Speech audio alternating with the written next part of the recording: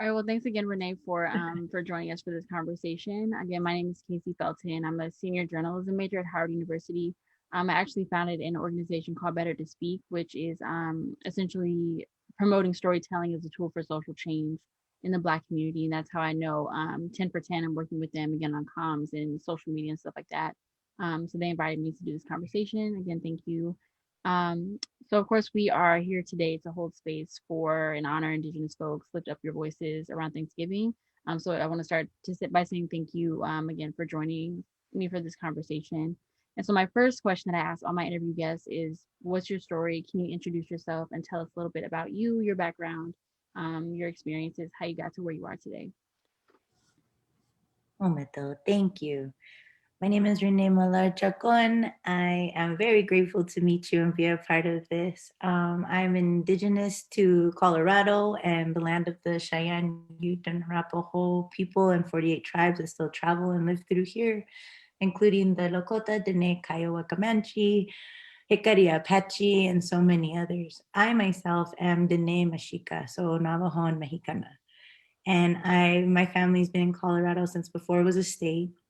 And I myself am youth program coordinator at Spirit of the Sun and co-founder of Women from the Mountain, which we use transformative art education to fight for the narrative of missing and murdered Indigenous women so that we can promote both a comprehensive database, victim advocacy, but ultimately reform to bring justice to the families and attention and awareness to the issues.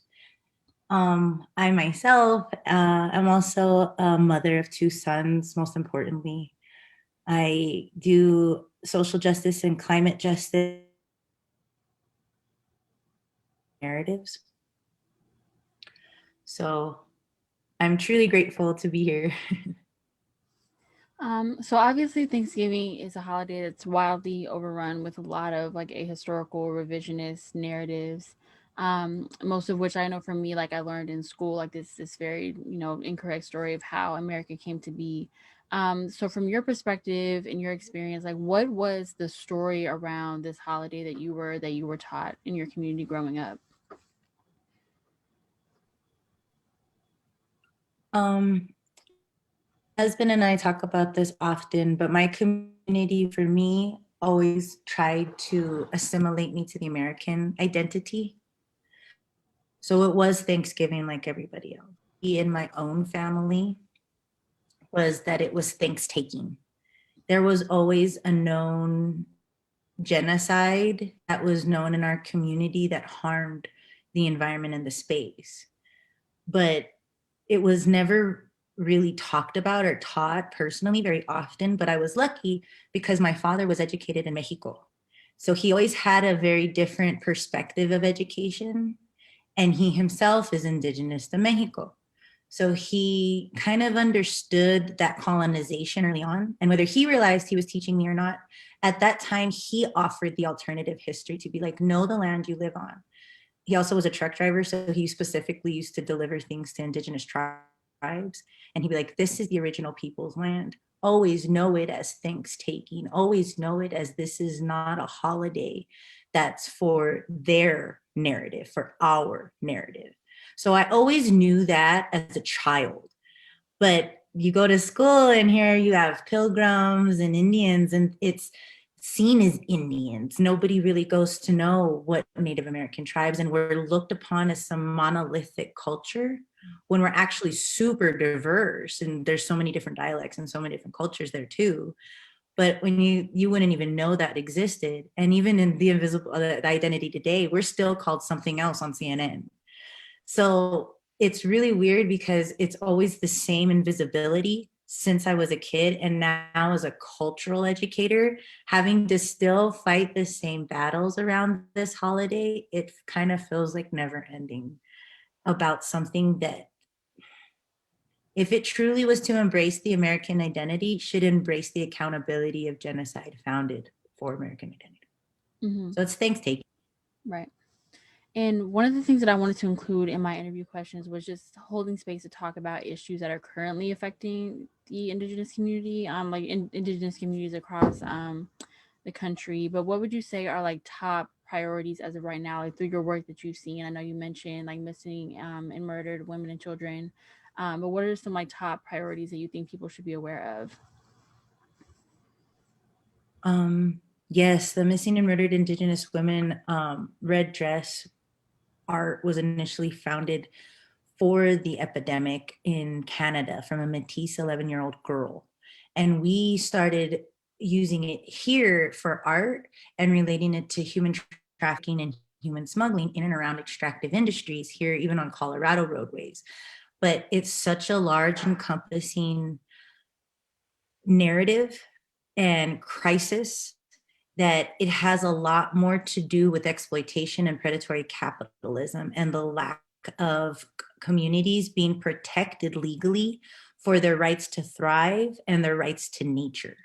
So, and that's the same in most Indigenous communities, is that there's not only just a lack of legal protections for women and children in the area from whether it's stalking or domestic violence or issues like that, but then you have lack of affordable housing for Indigenous communities, especially here in Colorado. We have such a huge houseless community crisis. It is disgusting in a place that is known for winters that are pretty tough.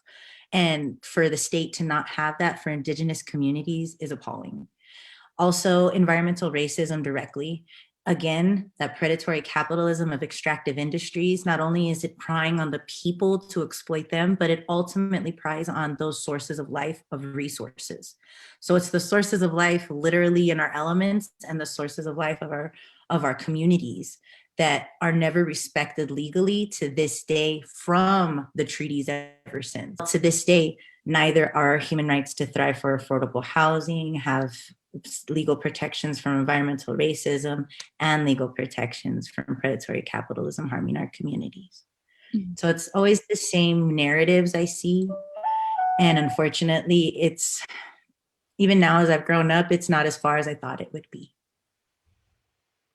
And then my next question is, I think this conversation was really important to me because, like, I think growing up, I grew up in a predominantly white neighborhood. And of course, as I got to Howard and HBCU, like being really immersed in Black issues, I realized recently, like, there's a very, like, it's very easy to get stuck in this like white and Black dichotomy and kind of forget, like Peter was talking about earlier, like to forget about, other communities and specifically Indigenous communities, because that's a very specific experience, even between like being a descendant of slavery, but then also like Indigenous communities and like those atrocities and injustices that continue to happen to this day.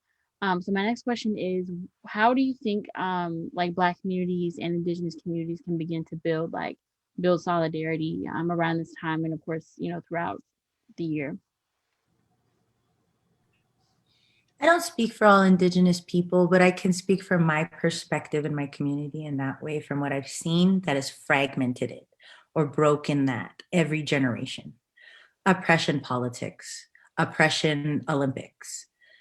All of us need to realize Black lives matter. I never personally say Native lives matter. Indigenous rights are human rights, missing and murdered Indigenous women, but Black lives matter. And what I mean by that is every one of these narratives to dismantle white supremacy are all crucial at the same time to dismantle white supremacy. And to unify and realize where all of us have a certain lane of dismantling what harm has been done to our own communities is going to be key. So being able to support each other during that dismantling, being able to also recognize where we have adopted that white supremacy and bias and colorism. I personally have to constantly remind people, Indigenous communities are mixed too. Indigenous communities, a lot of Indigenous people accepted slaves. A lot of slaves went to Mexico. There's entire communities in Mexico that are Black and Indigenous communities. And then that's the continent wide too. So there's a lot of Indigenous communities that also have to accept that there's a Black community in our community and we are all connected. And the same type of oppression that has harmed us all, the same type of predatory nature of white supremacy and capitalism has exploited us all. And we all have to unify and be comfortable with having uncomfortable conversations just the same to really be accomplices. So I always try to make sure that I never play oppression politics. I'm here to support. I'm here to show up. And I do expect and hope that the same love and respect is done reciprocally so that we can just continue dismantling. And that it's going to get uncomfortable, but it's because we've all been miseducated, and that's okay. But not doing it or finding reasons to not, our enemy, if you will, wins. And as we close out, I only have a couple questions left, but I think, researching Indigenous issues, like the one word that kept coming up was sovereignty. And I think that just the idea of like what that word means, and like the idea of it is like really powerful to me. And of course, like, just understanding what that movement to build solidarity or sovereignty or to find sovereignty, earn it, or regain that right back, is really powerful. So for you, what would you say, like in this fight, this movement to regain that for a community of people? Like, what does the word sovereignty mean to you? Sovereignty is very much an English word because it's as close to an indigenous thought as we try to express. But sovereignty in it, and the reason I'm going to define it is because legality is always defined so crucially by that. Sovereignty actually means to reign over something else, to ultimately oppress something else. So I don't want it to be actually defined by its exact definition. Sovereignty is a way of thinking. It's a way of being in a space. It's a responsibility and stewardship of the heart, mind, body, responsibility to yourself, all the way out to the environment as being a part of it. So understanding that there's rights of nature you cannot violate, but you can responsibly help. Also understanding the rights to thrive that you morally should and cannot violate. It's as simple as do not lie, cheat, and steal, but it's also as complicated and complex as respecting the femininity and masculinity of certain situations, such as life-giving sources of life, respecting that they're not our resources. They're sources of life and they're limited.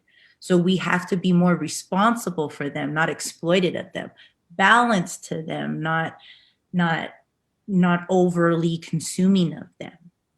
So that's sovereignty as a thought. It's very much a frame of mind and a frame of thinking, but I don't want it to apply. The reason I was actually corrected recently by an elder to say, remember, English doesn't actually describe what we're trying to say in our own tongue. So remember to define that sovereignty is only defined by the colonizer's tongue, which is really true. But one of the best ways that I've ever heard sovereignty defined as, here, if you don't mind me bringing it up. Let me grab it really quick. It's this beautiful quote I got from Joy Harjo. And this is literally what I teach my students as well, because it's a sacred thought. Sovereignty is a state of mind, or should I say a state of heart. It has more to do with how we conduct daily mundane actions than the heroic acts of war. Do we speak to our children in our native language? What name leads us to the sacred? What rituals do we use to acknowledge our presence here? Tribal sovereignty is the ability to say who we are and what we are and to think for ourselves. It means the ability to run our own schools and move out in the world with dignity and our own nation. So really, it's the ability to not have a seat at the table, but our own table. I love that. Now, my final question is, what can people listening, specifically young people, do to better support and be a part of Indigenous rights movements and land back and sovereignty and all of the different movements you guys have going on? Oh, so complex. Honestly, just like everything else, don't hijack the narrative. Go find those Indigenous leaders and spaces and support them. In Colorado, we are being choked out by environmental racism, literally by particulate pollution, and we're being flushed out by socioeconomic lack of affordability and housing and so many other things here in Colorado alone. So I know that that is probably an issue continent-wide. Find where your Indigenous communities need that property support, wealth redistribution, narrative redistribution, and that goes in every single infrastructure. I myself work with International Indigenous Youth Council. I also work with 350.org and Western Conservation to bring attention to issues that are more complex than just land back, but human smuggling, human trafficking, which are things that have been going on since the beginning of Columbus. So it's really getting into the gritty steps that have harmed Indigenous communities. We need accomplices to share their platforms of wealth redistribution and narrative redistribution, honestly, by this point, to really be able to have access to help now and really change meaningfully the policies that have affected so many communities for so long. And then was there anything else that you wanted to add before we close out? No. I always just tell people give a land acknowledgement no matter where you're at.